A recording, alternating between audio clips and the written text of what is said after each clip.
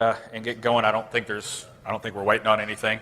Um, my name is Chris Sanders. Thank y'all for coming out. We've got a lot to talk about today. Not a lot of time to do it, so I'm not going to spend a lot of time gabbing about myself. I think the most important thing on this slide is the fact that I'm an analyst, so I spend most of my time trying to catch bad guys or thinking of better ways to catch bad guys. So I think that's certainly relevant to the audience in this room, or at least I hope it is. Show of hands, does anybody else identify kind of as an analyst? Do you spend time trying to catch bad guys? Quite a few of you. Okay, that's good. Beyond that, I think the most relevant thing on this slide is the fact that I'm involved in some PhD research. I've been in computing for a while now, and in security for a while now, but I decided I wanted to go back and get some further education, but I didn't want to study computer science or some of the typical stuff. I was really a lot more interested in the human component of it.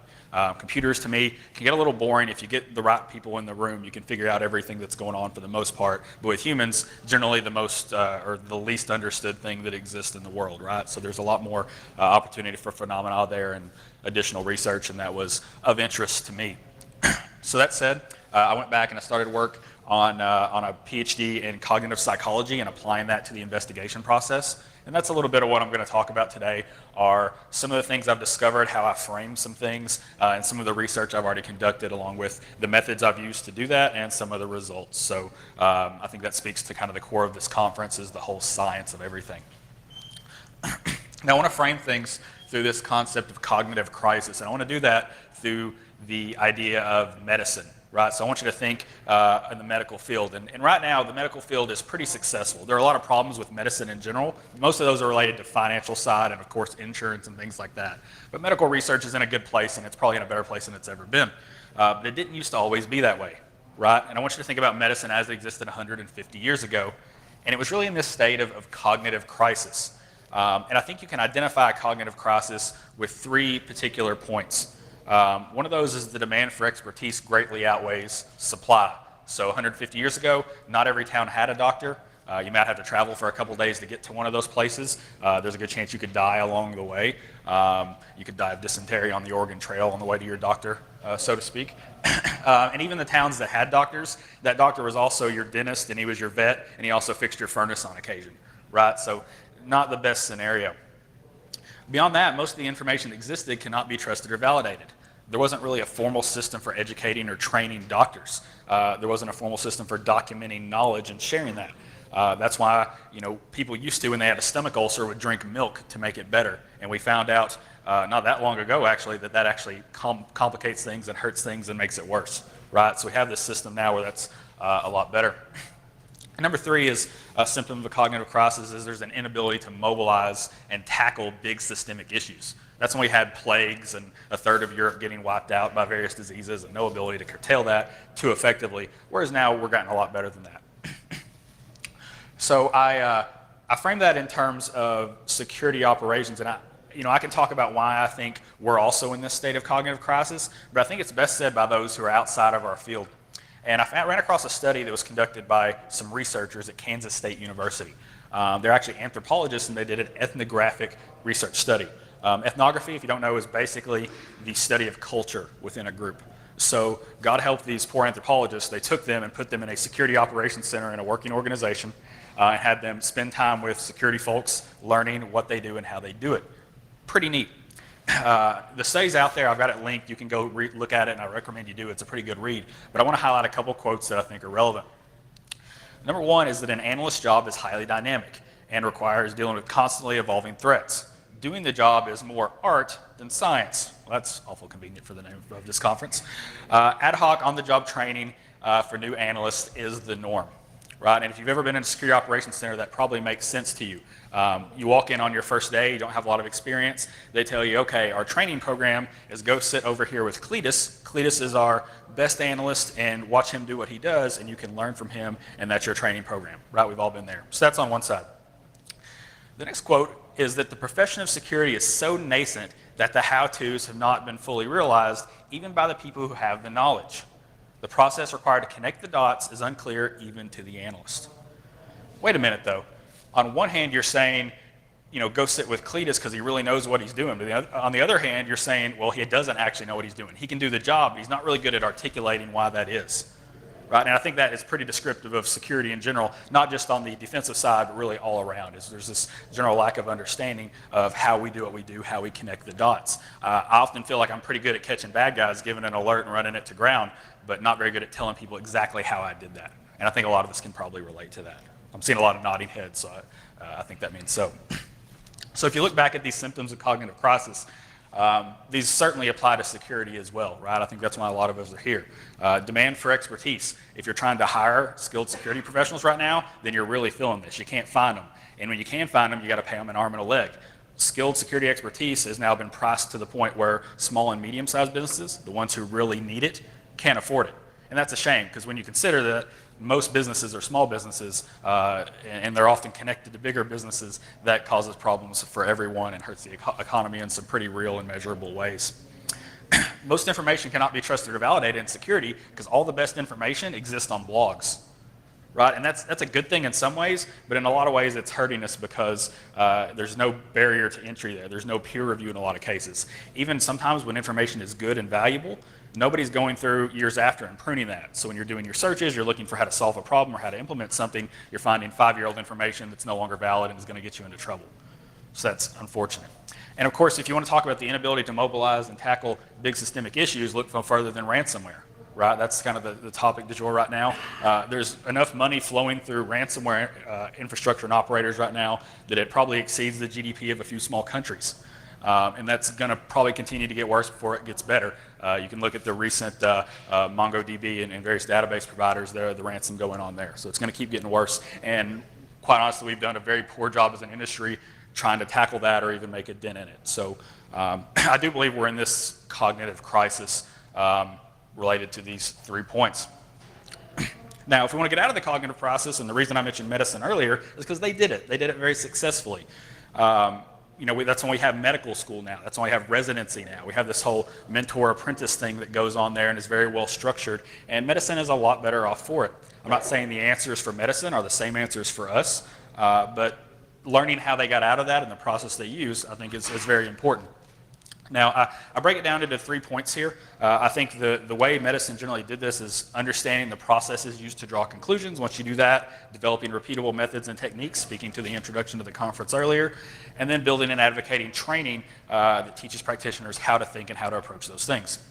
So for the rest of this talk, I'm going to focus on number 1, understanding the processes used to draw conclusions, because I think that's where you start, and I think that's where we are. We're certainly not fully at 3. Of course, these things aren't sequential either, right? They're all happening at the same time. So hopefully if you're responsible for training analysts, or if you are an analyst and you're feeding that training material back up to your organization, you can get some value out of this or even apply it some way to your organization. So that said, I want to talk about some research I've done that I think is applicable given that cognitive crisis. And research generally begins with a good question.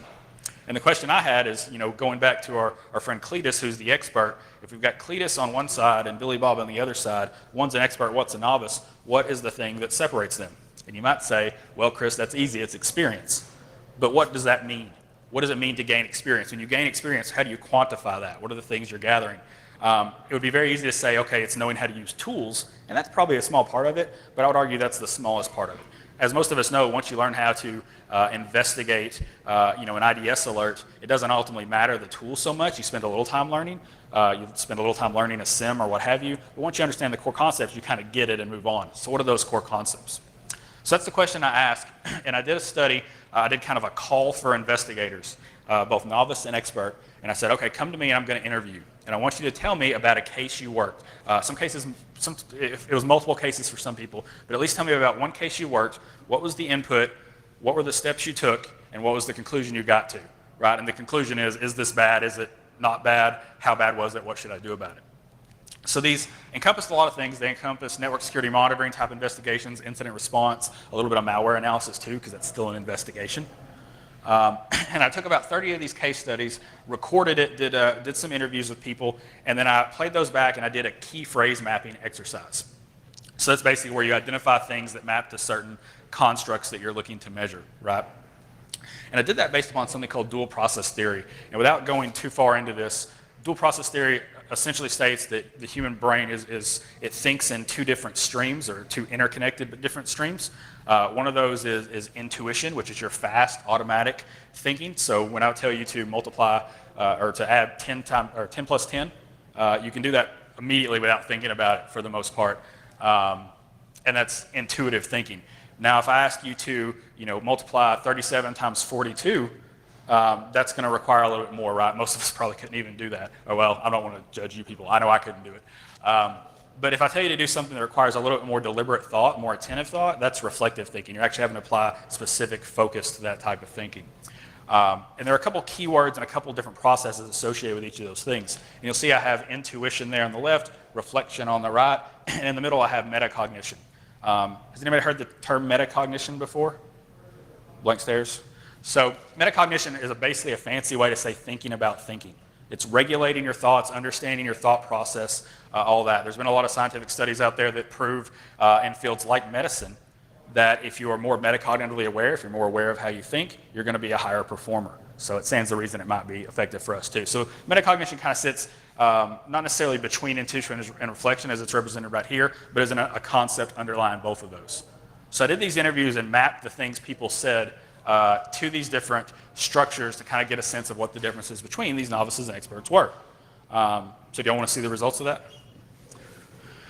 So I've got them all laid out on the screen here, nice and pretty. And there's a lot that can be dissected from here. And I have a feeling I'll spend a long time next couple of years probably dissecting a lot of the things. But I do want to highlight a couple of the findings that I think are the most important. You see we have the three categories. We have intuition on the left, reflection on the right, metacognition in the middle. And then novices are highlighted in blue, experts in red. And these are the average number of responses in each category. Now, on the left, I found it interesting if we look at incubation. So incubation is basically to say that I've encountered a new piece of information, and I don't necessarily know what I'm going to do with it. So I'm just going to acknowledge that it's something new and interesting, but I'm going to kind of put it to the side, let that incubate for a while, right? So we see a much greater rate of incubation for novices than experts, more than double, right? And when you look at research like this and look at bar graphs, you also have to ask sometimes, does it pass the sniff test? And this does pass the sniff test, right? Because if you think about it, if I'm not good at this, if I've never done analysis or investigations before, I'm going to run into a lot of things that look interesting that I just don't know what to do with, so I'm going to kind of incubate those. In fact, as a novice, most of those may turn out to be nothing because everything's going to look weird if you don't know what normal looks like. But we see a much greater rate of incubation there. Now, on the flip side, if we go to reflection here, I think the interesting thing is rule-based reasoning. We see we have a much greater rate of rule-based reasoning for experts and novices. And rule-based reasoning basically says, if you want to think kind of like a programmer here, it's kind of an if-then statement. If I see this thing, then it means this other thing. And I can use that output to make other decisions or feed it into another if-then statement, which is pretty neat. And we see a much greater rate of that for experts.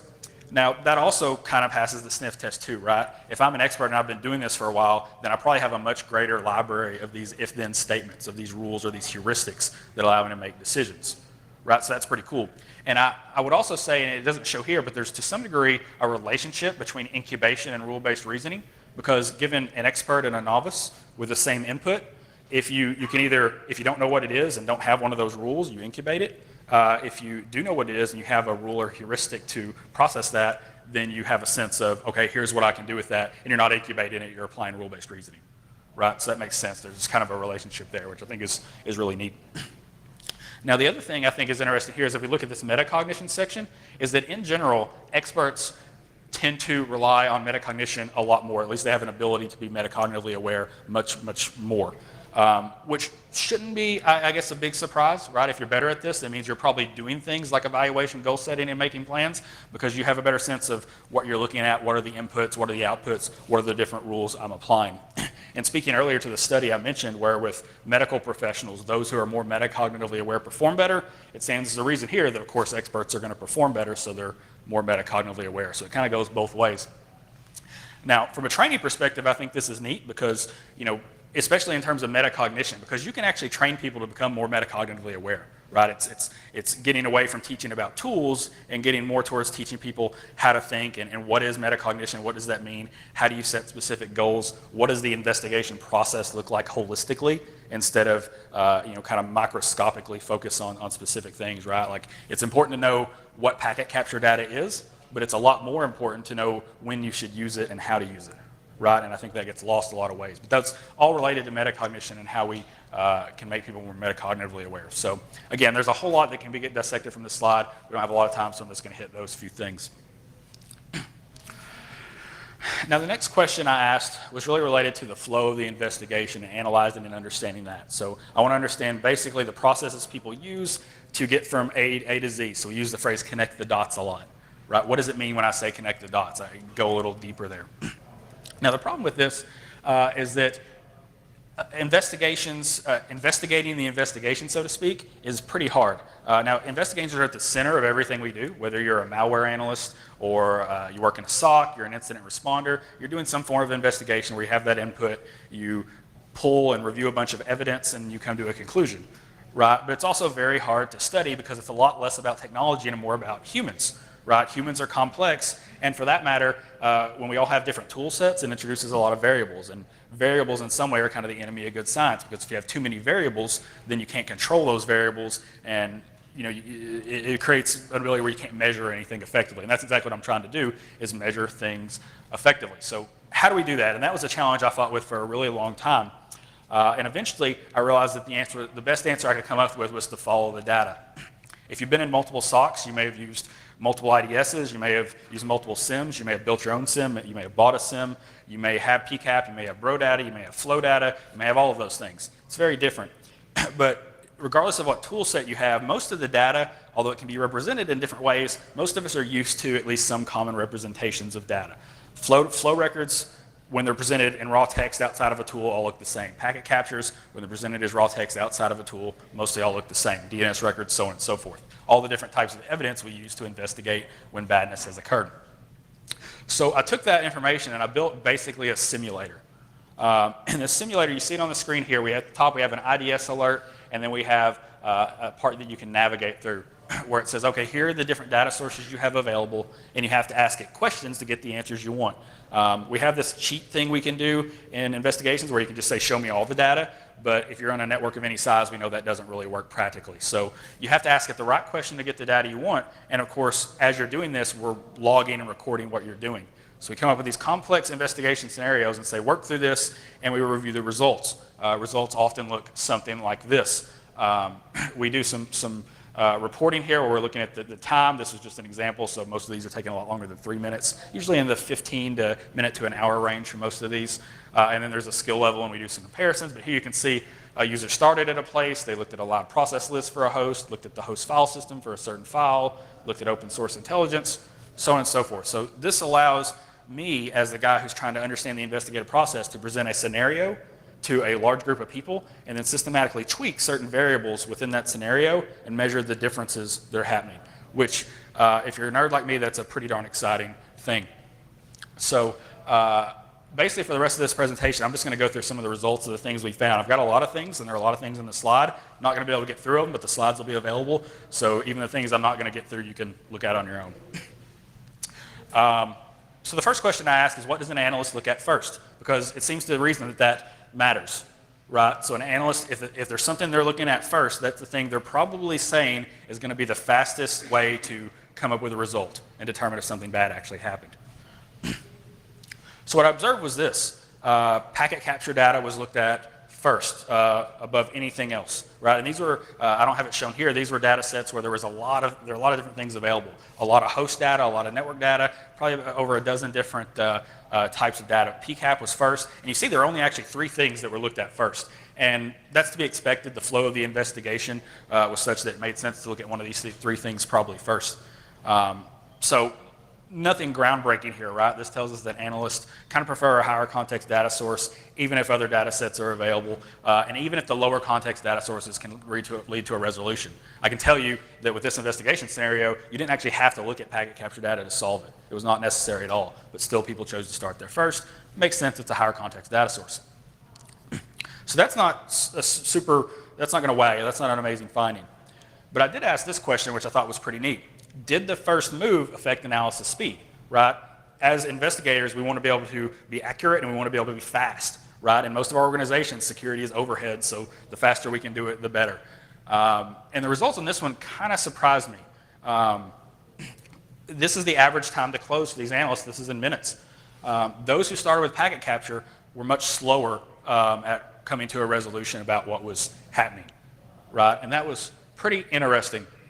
So while there's richer context there, it doesn't necessarily get you to the answer faster. And that, if you think about it, it makes a little bit of sense. There's a lot of data in packet capture, and probably the data you need to actually answer the question you're looking for is a very small amount of data. But you have to wade through a lot of crap to get there, right? And so that's kind of unfortunate that that's the case. So I said, okay, well, PCAP is this highly unorganized, really high context piece of data. So can we take that, organize it a better way, present basically the same data, and you can see speed increases? So if you're not familiar with Bro, it's a network tool that basically takes network data, separates it out into different logical constructs. It basically takes a PCAP, gives you a lot of the same context, but organizes it a lot better. So I said, okay, let's do the same experiment. Different group of analysts replace the PCAP data, remove it completely, and put Bro data in its place. So this was with PCAP data, 72% chose it first. With Bro data, only 46%, so a lot fewer folks. Some of these people were maybe not as familiar with Bro or just not as comfortable with it. Some of the ones who were just didn't want to start there, right? So a fewer number of people chose that. But then we measured the time to close, and this was the previous stat where 16 minutes for PCAP. Does anyone take a guess what happened when I put Bro data in? Did it go up or down? Okay, so a couple different answers. So the time to close actually went down quite a bit. It normalized it. So at that point, Bro was exactly equal to flow data, very close to OSINT data. So this isn't too revolutionary, right? But better organization of higher context data sources matters. And this gives us a way to kind of measure that, which is pretty neat. So, and I don't say this to advertise for Bro. I love Bro, I use Bro, but really this applies to anything, right? So anytime you have a data source, you know, we often think, okay, give me all the data. I want all the raw data. And you probably want to have access to the raw data, but the way you present things and the order in which you present things matters. And this was a case where we're presenting essentially the same data, but we're organizing it a little bit better for the analysts so they can find the answers they need better. So if you're in the business of building tools, take note, this part matters, right? The next question I asked is what data sources were viewed most and least frequently?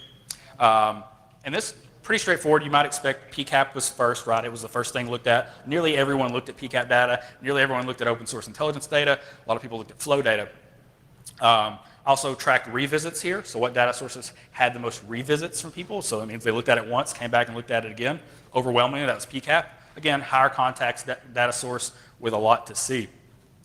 Now, I think the interesting finding here was that if you look, all these on the left here are network data sources. All these on the right are host data sources. This scenario could have been completely resolved only looking at the host, only look at the host data. Network data was not necessary to resolve the investigation, right? So, pretty neat. I'll say there's probably a little bias in here that my background is network security monitoring, more network than host. I think anecdotally, there were a few more people in this study who are probably the same way. They're more network than host focused, so that probably slanted it a little bit. But I don't think it's fully explained. I think the answer is that most people are more familiar with the network side than the host side, which makes sense to some degree because the network side is a lot more predictable. Protocols, for the most part, HTTP is going to look like HTTP, DNS is going to look like DNS. Hosts change with every new operating system, every different type of architecture, so that is a little more variable, so people aren't as akin to look at that. The last thing we're going to look at here are how many steps were taken to make a disposition judgment. You'll see here we have a distribution of those. So basically this is how many questions the analyst asked to get from start to conclusion. And you see most people fell in kind of this normal distribution looking pattern. In the middle here, we had a few people who took a lot of steps, a few people who took a few steps. I'll say anecdotally, I don't have it presented on the screen here, most of the people who were experts were on the lower end, right? So they're asking fewer questions and focusing on specific data. Most of the people who were novices were on this right end. So these three people specifically were all people who were lesser experienced, and they were spending more time in doing these things. Of course, as you might imagine, average time to close kind of ascends like this, where people are looking at more data, are taking a lot more time to resolve the investigation. So a lot of people, I think, especially when you're new into investigations, would say, you know, I want all the data possible. More data is better. More data, more better. In this case, I would say that's not the case. I would say the most efficient analysts are the ones who look at the least amount of data necessary to solve what's going on. Path of least resistance kind of goes back to this sense of questions. Asking the right question is kind of the crux of the investigation process, and I think that's kind of what we're revealing here. So like I said, I have a couple other things. We're out of time, so I'll put those, I'll leave those in the slide deck, and by all means, if you have any questions afterwards, feel free to email me. I think do we have a few minutes for questions? Yeah, we have a few minutes for questions now, so if you have questions, I'd love to take them. Talk a bit about where you got your people for the study. Yeah, so the question was where do I get people for the study? A couple of them I got from Mandiant. We have obviously a lot of analysts. A couple of those. I try to get it more people I didn't know than the ones I did, just to try not to bias things. Either way, I still randomized all the results when I could. Beyond that, I put a call out on my blog and said if you want to participate in this, by all means do it. I also teach a class focused on this and the process of investigations, and some of my students I got to participate as well. What kind of alert was used in the study for both sources and decisions? Was it an IDS alert or was it a bunch of different things? So that was all IDS alert. IDS alert generally for these presents the simplest scenario because it tells you basically here's what happened, here's a signature so you know what happened, and here's some things you can pivot off of. So they were all IDS alerts for that case. Do you think using IDS alert something people towards looking at network sources? So they were all IDS alerts. They were not all network IDS alerts. That's probably worth clarifying. Some of them were host-based IDS alerts. One of them was like a tripwire style thing where like a system file had changed something had changed in it or something like that. So it was not all necessarily network-based. But for the ones that were network-based, yeah, I could definitely see that being the case. Yeah, absolutely.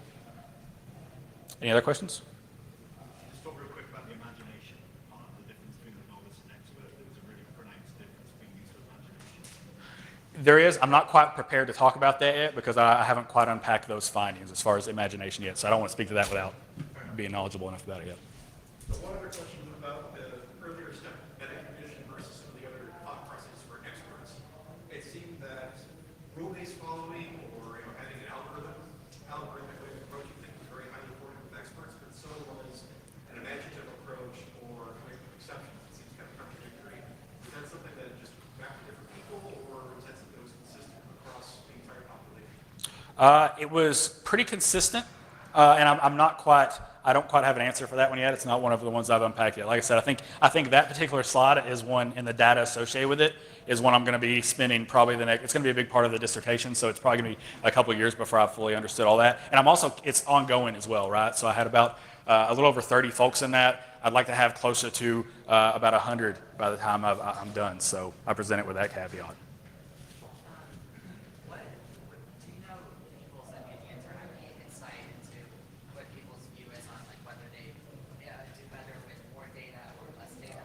Yeah, so the question was, do I have any insight into whether people feel as though they do better with more or less data? And overwhelmingly, people will generally say, give me as much data as possible, is what I've gathered. And I didn't show as much of this. Most all these findings were paired with surveys before the fact, where I asked people, how many steps do you think you normally take to do an investigation, things like that. And it really revealed that most people don't understand their own process as well. So most people, like the thing where I asked people, there was a study I'll briefly mention, where I asked people, given no additional information, if I gave you an investigation, there's a friendly IP address and a hostile IP address, which one do you investigate first? It was like 60-40, people said hostile. In practice, I conducted the same thing. Over 90% investigated the hostile IP address first. Right, so it kind of shows that people don't necessarily think so much about this, and even if they do, they maybe don't think correctly about what they do when they're under the gun. Sir. Did you look at anyone who is actually crafting forward security rules? Like I've written a lot of certified rules for communities. I've written a lot of processes for that. Is that accounted for in the sort of what you present to people, or are you just saying just work the event, don't worry about it? So you're asking if I present an IDS signature, do I expect them to validate the signature? For the most part, no, I don't provide any directions either way. I think they know, at least in all the experiments I've conducted thus far, there's no data set associated with it that says, we'll show them the signature, but there's no, we show them the alert. Matter of fact, let me just be easier if I show. So you notice on this one, we actually show the signature, and we actually have a section here for alert packet. So there is an ability for them, if you're knowledgeable at signature writing, and many of these people definitely are, to go in and say, okay, well, first I want to make sure this is a proper signature fire. Absolutely. And there were a lot of people who did that. In this specific scenario, it was not one of the ones where I measured opening move, so I didn't see that in that part of it. But I would imagine, say, if it was, a lot of people would do that, because a lot of us are trained first to validate that the signature wasn't a misfire. So absolutely. Was the research based on a single lab, or are you having multiple labs so you can go out to different types of? So different components of this presentation were from different labs. Anybody else? What's next? Well, this, like I said, this slide particular, there's a lot to this, and there are definitions for what lots of these things mean, but what the operational definition in terms of what that means for us and how you practically apply it, because none of this matters if you can't practically apply it, right? So I'm doing a lot of digging on this, and we'll continue to do it for a long time. Like I said, I now teach a training course on this. I've taught it internally at Mandiant for a little while for free. It's a paid thing now to fund some of my research, and that allows me to gather more research. So when you join that training, you actively become a participant in that research because you're going through these investigation labs, a lot of them. And I'm getting feedback on that. So it's really to continue to ask interesting questions about the investigative process and continue to find useful findings that are useful from both the training perspective and the perspective of tool developers, because I think that's the other side of this, is not just me as an individual analyst or me as a SOC manager training my people, but if I'm building tools, I should be building tools for the analyst. A lot of companies want to focus on the detection, but every interaction the user of that software has with you is after the detection's occurred, right? So that process has to be nurtured and facilitated. So that's the focus. Okay, well, that said, if you want to contact me, if you have any interest in any of this stuff, you'd like to participate in a study, I'm always looking for folks to talk with. Reach out. Thank y'all for the time.